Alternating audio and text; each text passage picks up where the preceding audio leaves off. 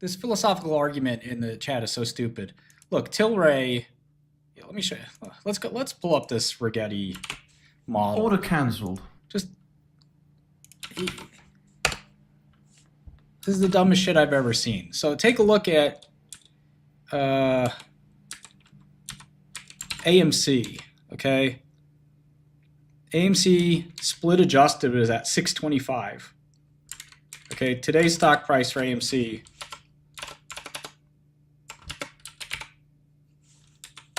is $3. Okay? So you're telling me that the guys that bought AMC on the way up to 625 are smart because they knew enough to get off at the top, but the stupid money was shorting it, even though they were inevitably right. It's like saying the people who bought any of these pieces of junk, they all had run-ups at some point. Every single one of these. JDSU went from 600, 700 to 10, but first it went from 10 to 700. So, you know, if you can make trades really successfully, that's good for you. But, you know, that means you're going to make money on any stock.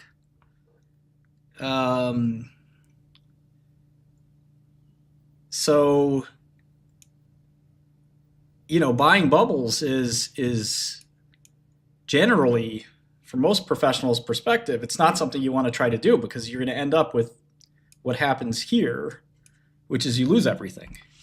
It's better to buy a good company like Palantir than to try to buy a Ginkgo, JDSU. Dry shipping was the hottest stock. Nobody buying dry shipping could be considered a good investor.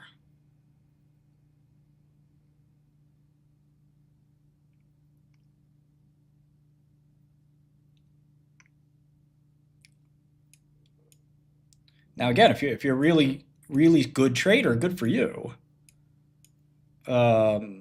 But that's like saying, look, I bought Bored Ape NFTs. Okay, they were 128 ETH. At one point, they were 5 ETH. Are you brilliant for buying Bored Apes at 10 ETH? No, you're not. It's a mixture of lucky and stupid.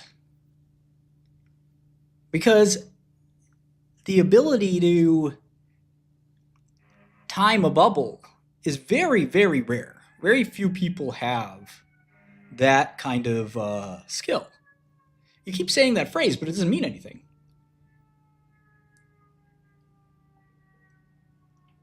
Because in the real world, you want to find an identifiable, repeatable skill. If your skill is, sometimes I am able to predict bubbles, that's not really a skill. If you can predict movements in the stock market routinely over long periods of time, you'll make a lot of money. And it'll show up in your Sharpe ratio and stuff like that. But, you know, in general, smart money looks at these things as shorts, and they end up being great shorts and being great alpha. So imagine you're working at Tiger and, you know, your job is to manage $1 billion. And you say, I want to buy 50 million bucks of Nikola. This is that fake auto car company, right? And Nikola goes up 10x. Then it goes down 99%. I mean, if I'm your boss, I'm sitting there saying, okay, whether or not this guy got out with a profit or not, this scares the shit out of me. Is this guy stupid? Is he buying the worst stock on the planet? This guy's a liability. Why didn't he buy a stock with promise and progress and growing revenue and an exciting business? He's buying junk. Junk rallies In a bear market, in a bull market, junk is the best. That's the old saying, cash is trash. And in a good market, cash is king. Now, that's just not how it works, Georgia, because that guy is very unlikely to have a good P&L in the long run if he's buying trash shit. He's going to fall off a cliff the second the market turns. Now, again, if he's the best trader since sliced bread and he times everything perfectly, that's Steve Cohen. Good for you.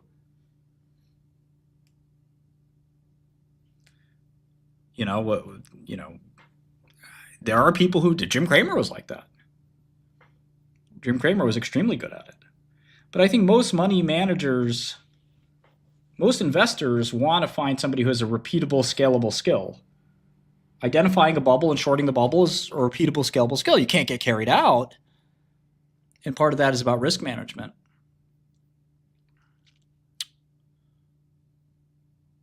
I mean, these arguments are not logical.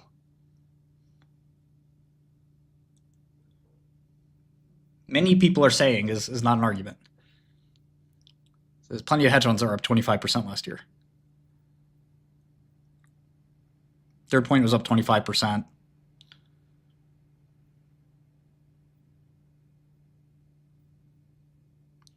If you're a good investor, you buy good companies, and stocks go up. You short bad companies, their stocks go down, and you make money. That's it. Look at Sava, look at Galt, and then look at some of our longs. It's not that hard. IonQ is going to go down 90%. So it's a question of when. And it's not like it's rallied 30x or something. Maybe it's doubled. But that's nothing for a good short. Some of these shorts, I was talking to my old boss who was a Tiger. He was at Tiger in the 90s. These stocks would go up 10x in your face.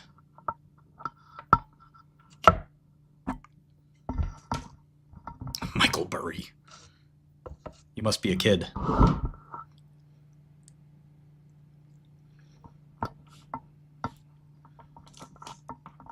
Yeah, and that's why you're also diverse. I mean, IonQ might not work for you, but it should be 3% of your portfolio, not 300% of your portfolio.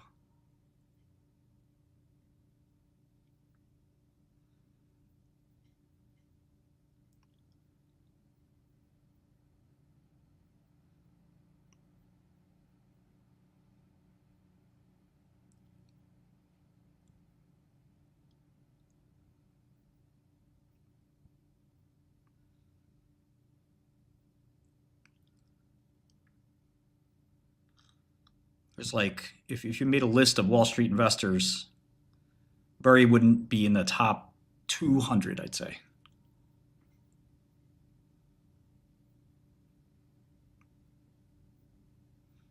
Some people like to spot shorts and they're good at it, but you really can't only do shorts because, in my opinion, you lose your perspective. Like the short community was really big into Tesla, for example.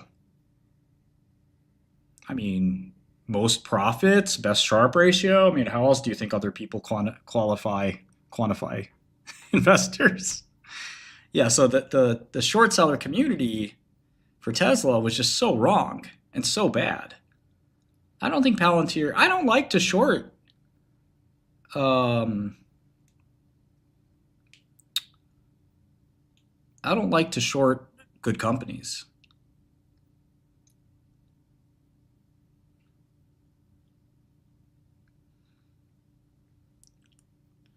But there are good short sellers who are more even-handed. I mean, Tiger Global.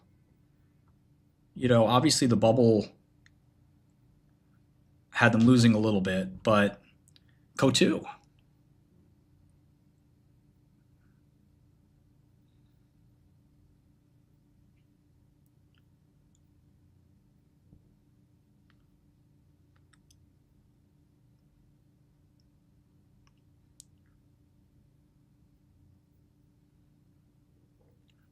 I mean, Stevie's firm, Citadel, there's plenty of good short sellers out there.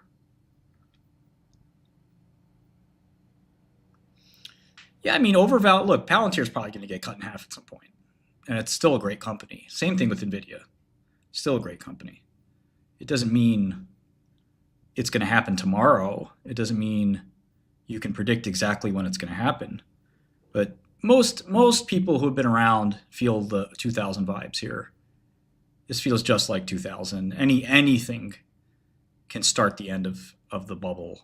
It's probably not this quarter, but it could be, a quarter or two from now or something like that. And it could be wrong. Julian Robertson did not blow up and he did not go bankrupt. Come on, C. What the hell are you talking about? He closed his fund. He didn't go bankrupt. Jesus Christ. He's one of the richest guys in the world.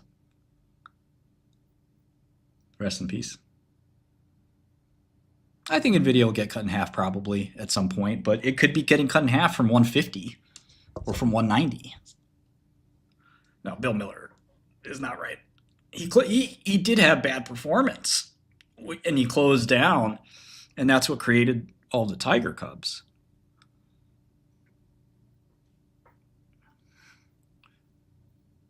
But he basically just retired. I mean, he was an old guy anyway. There's a lot of good biotech PMs. That's one of them. I'm very close to that space, so I probably don't want to speak on specific people, but